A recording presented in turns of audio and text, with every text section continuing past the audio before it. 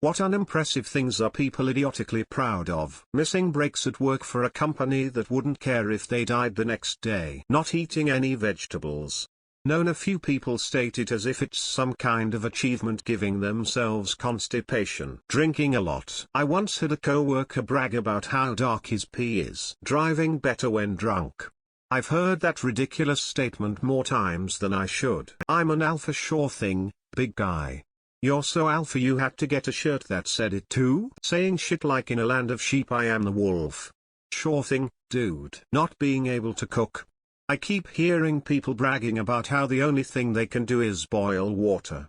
Edit: I come from a conservative background where people still have gender roles. So women brag they can't cook to show that they are the exception, and men brag to establish the traditional patriarchal role. I didn't misunderstand self-deprecating humor, sarcasm joke for a brag.